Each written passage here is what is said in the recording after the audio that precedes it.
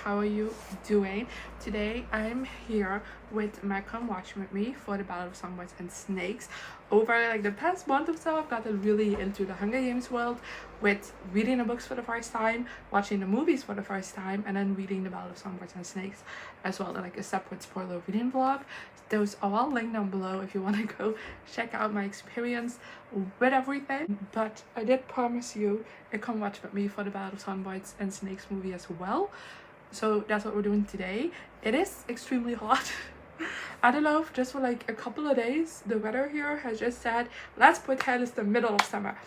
I hate it. So I'm sorry for my fan noise or like anything else, but when you get into like the movie watching, that will be gone. So let's just do that. Hi, so I'm watching the Ballad of Songbirds and Snakes right now, or like I'm going to with you, obviously. I actually don't have any expectations for this movie because I surprisingly I don't know many thoughts from people on it, so I don't know how this is gonna go, but I love Rachel Zegler, so I am sure this is gonna go great. And yeah, it's 2 hours and 37 minutes long now, so that's long. I'm excited to get watching, so let's press play. Oh, they're keeping the parts? Interesting. That's how I get it. I do. What's the first thing you spend the prize money on? New dress? Chocolate? Chocolate. Sometimes prize, tigers, will be able to pay the rent. Snow lands on top. It is interesting. And in the movie, they immediately make it about money. I mean, in the book it is as well, but it's like very specifically towards going to university. It's like a scholarship. It's not just money you can spend or whatever, which, you know, just helps to further Coriolanus's like selfishness. But it's interesting that they just immediately go like, oh no, this is just pure money. And they can do with it whatever they want. Hungry? Could serve steak for breakfast. Get to throw half out. She won the card. Don't you know that they're starving in the district? And very interesting, like very minor change, is that in a book it's still a little bit taboo to throw away food because of the war, because they still remember the scarcity of food, and it does mention that excess and throwing away food is starting to become like a bit more normalized and a sign of wealth, but it overall is still like very taboo. Flint, you look at his spot. Who would have thought that you could buy your way into the capital? What? You can't buy class. Did you see his mother's outfit? Sorry, his ma's. Dress a turnip in a ball gown and still beg to be matched. Don't do that. We all know you like him. I don't like him, or I can't even tolerate him. Another change from the book, which is again really weird, because in the book it's very specifically mentioned that Coriolanus is the only person that never made fun of Sejanus, even though in his mind he definitely agrees with his peers, but outwardly he's never done that because he knew that would put him at a disadvantage in the long run, which, you know, correct, because Sejanus ends up being his only friend in the end. But it's wild that that's a change they make, because that like such, it shows Coriolanus' strategic mind. Not now. Okay, fine. Oh, that's Dr. Cow. Gorgeous. I hate her with a burning passion, but that's, oh, so much better than I could have ever pictured in my brain Dr. Gal to be. Oh, I love that bar. Also a perfect match to Gatlus's, which makes it even better. Coriolanus didn't show those people anything they didn't already know. Major house, that the tributes are human beings. Yes, Sejanus. Let's go, Sejanus. The guards say you get money if you get more people to watch, and you say you want to help me. Which is it? Mainly whatever gets him the money. Doesn't really care about anything else. You know, I didn't really care about Dr. Gal in the books. Like, she's an evil person, but like as a character, she's not like the most compelling or interesting, at least in my opinion. But this diva, I adore. Like, oh my god, no way that she's just being brought to life in this movie. Oh, I adore every scene she's in. I do. I can't help it. Released a message. They said they wanted to tear down the symbol of the Hunger Games on live TV. Also an odd change from the books, because in the books you just assume it's a rebel attack. What else could it be, right? So to have the rebels actively claim it is interesting, because in the books it's still open to interpret that that's the capital's way of, you know, punishing the rebels more, putting things in attention more. Something I do think is interesting is that in the book the tributes are like dropping off like flies before the games begin. Like, honestly, we started almost half the tributes that we're supposed to. Doesn't seem like the movie has taken an approach with only the tribute that killed their mentor being the one that's dead. And then obviously this one is on a last leg as well. But oh, and then the two that tried to escape. But that's like way less than in the book, which I do think is an interesting choice, because that means they're gonna have to show more deaths in the games. I don't know how they're gonna do that, because the games are supposed to be like extremely boring this year. So we'll see. Okay, so they're making just the start way more intense. You know, by the way, it has nothing to do with this movie, but I saw someone on TikTok say that their their theory is that these tunnels are the same tunnels that Finnick dies in, and it made me want to die because that likelihood is like very very high, and it's not nice. Because now I can look at this without thinking of Finnick dying. I really can't.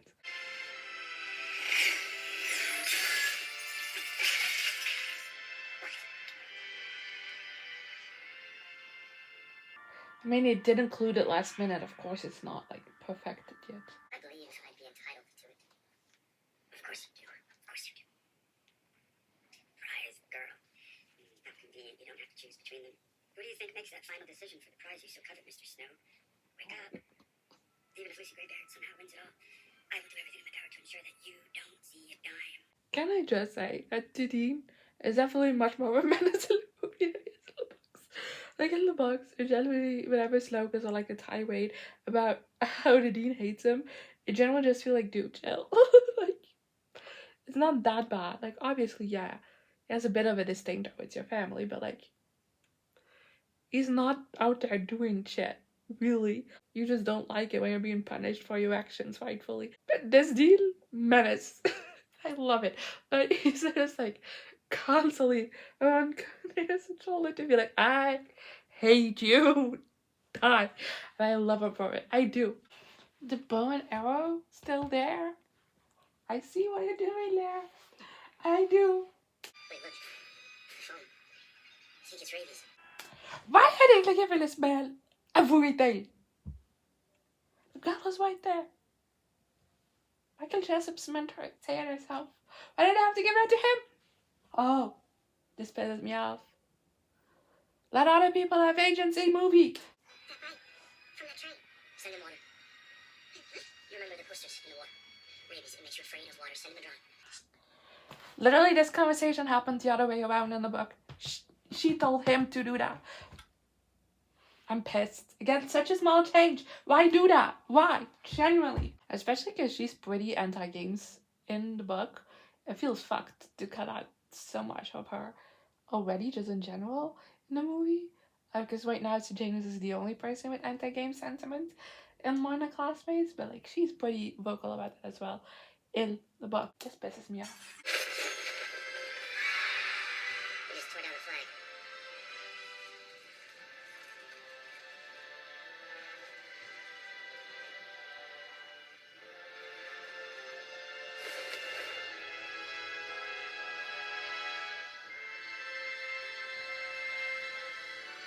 Are you gonna punish me now? Are you going to punish me now? Capital citizens. Of course, we're interrupting an act of rebellion, of course. I do have to say, at this point, it generally feels like we're building towards the climax of the movie. I fear they should have split this in two.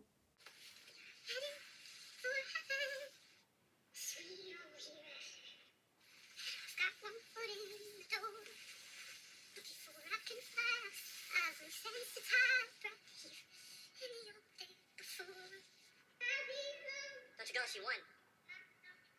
It's over, let her out. Why aren't they attacking her? Must be the singing. It's calming them. She can't sing forever. I'll catch you up when I've emptied my cup. When I've worn out my friends. When I've burned out both ends. When I've cried all my tears. When I've conquered my fears right here in the old there before. When nothing is left anymore. I'll bring the news when I've danced off my shoes. When my body's closed down. When my hopes run aground. When I've tallied the score and I'm flat on the floor.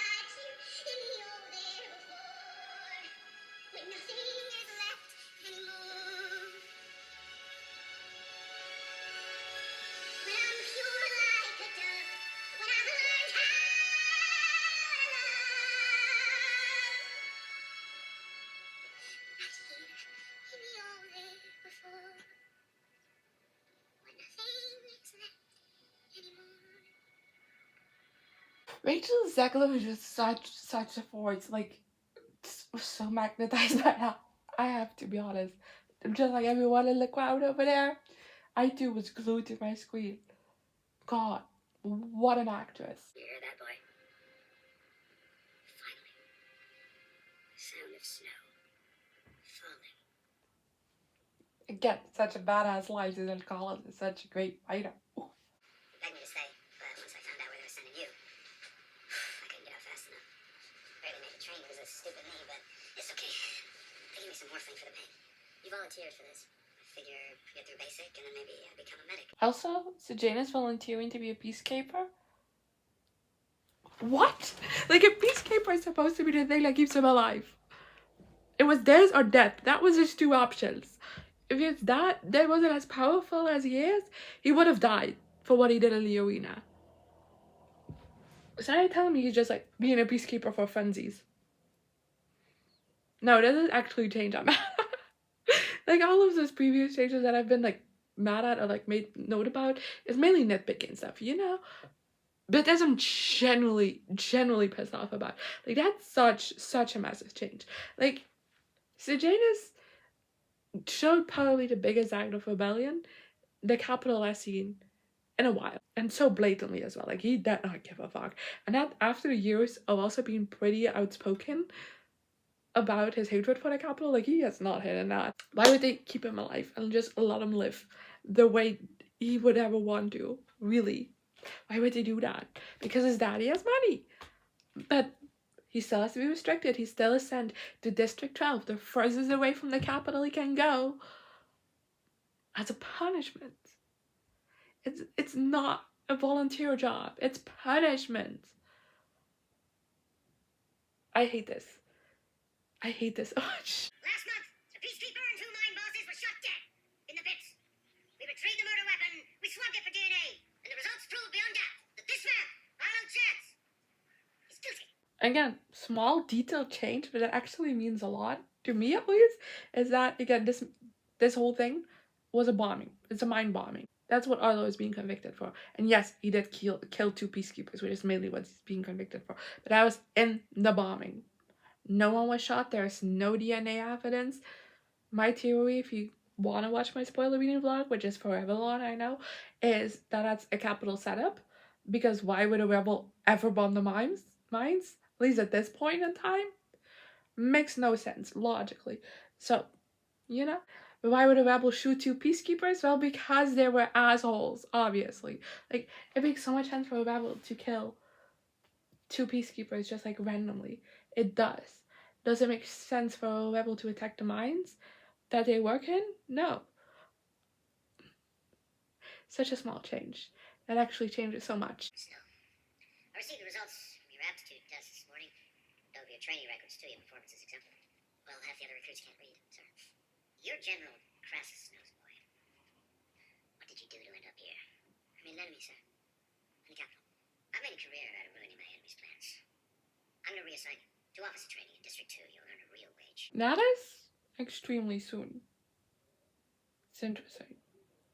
I wonder why they changed the placement of that. I really do. That doesn't make sense. Okay, well. I think I'm done listening to your explanations. She's not going anywhere. And neither are you. My pa's gonna string y'all up. She'll tell him. She'll get us all hung. That's right. No, she won't. She's all talk, no action. What do you think, Missy Gray? Mild talk, no action. Hey, how'd you enjoy the Capitol, by the way?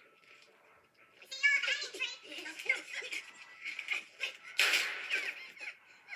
Again, small change that infuriates me is that Mayfair in the book, like, just walks in on them doing this talk, this deal, and just is like slowly backing away as she's talking. She makes no accusations, no threats, nothing. But Coriolanus gets in his head because he's a paranoid motherfucker, and he's also very self-centered. So of course his only thought is himself. And he gets into his head. It's like, oh, if she is able to walk away, I'll be hanged. Like, that's his thought process. Nobody ever mentioned anything about her actually running him out or anything. That's his thought process.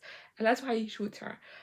To take away the fact that that's all in his head, I mean, he's probably right.